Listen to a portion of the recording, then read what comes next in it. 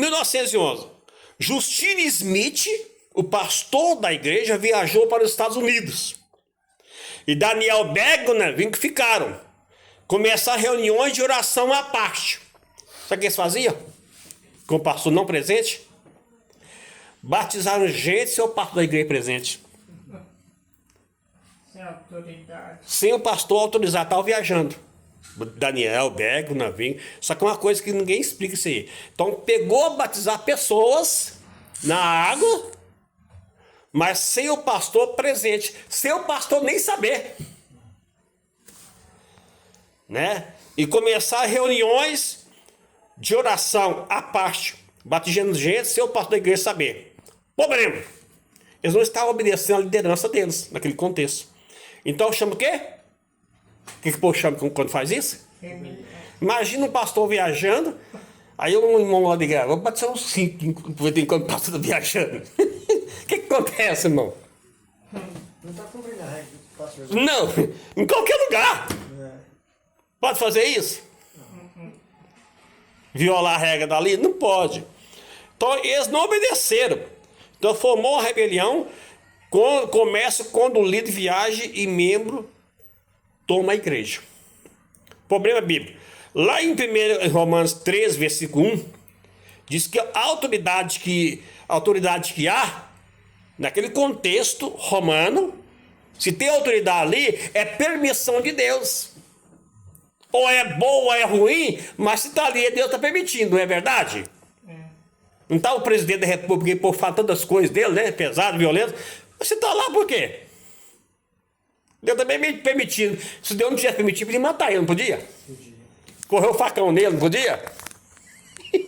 Você entendeu aquele negócio? E a lei que ele cria, que ele assina, liberando, o que você tem que fazer? Primeiro. Passa pelo Congresso, passa por lá, tem que ser cumprido. Então, quebrar a cobertura, quebrar a aliança.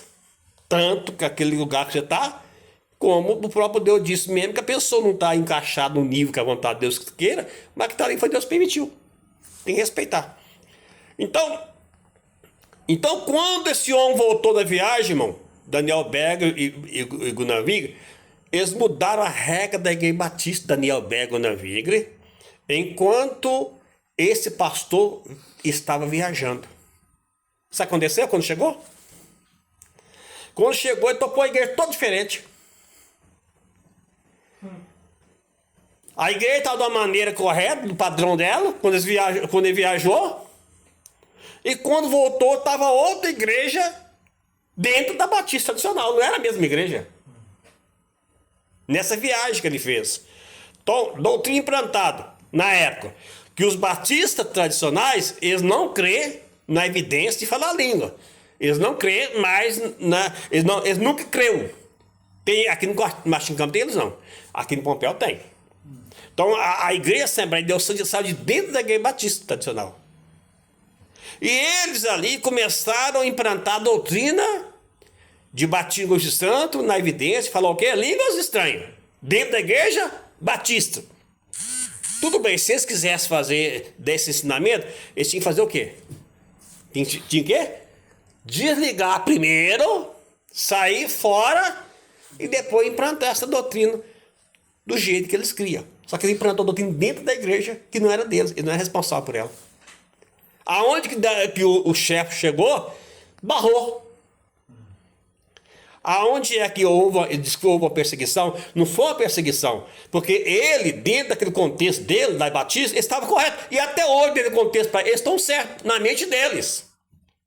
E os de cá estavam errados. Então, o que estava implantando isso lá dentro, mesmo se estivesse certo para Deus, mas para eles estava errado. Tinha que respeitar o lugar que ele estava. E ele não respeitou. Aí foi o quê? Foi expulso. Foi excluído. Né? Por quê? Porque a doutrina implantada, a língua estranha, a batista tradicional, eles não recebem, eles não acreditam. O que implantaram? Implantaram a doutrina lá do Rua Azusa, lá em Los Angeles, dentro da igreja batista tradicional, lá em Belém do Pará. E o que aconteceu? Língua ali, para eles, batistas, eles creem na língua estranha, eles creem no batismo né? Só que no contexto apostólico. Dentro daquele contexto apostólico. Então, o Batista histórico nunca creu nisso. Batista crê em 1 Coríntios 12, 30. Aquele contexto ali. Falam todos em línguas? Não. Aí vai. Aí formaram reunião, começaram a colocar as mãos nas pessoas, Daniel Bego na vinga,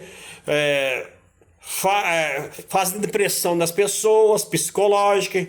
Quem não falava a língua, eles perseguiam ele, que ele era carnal, que não estava bem com Deus. Existe isso, irmão. Tem pessoa que fica 10, 15, 20 anos dentro da igreja e não fala língua. Dentro do pentecostal? É assim ou não é? Morre sem falar a língua.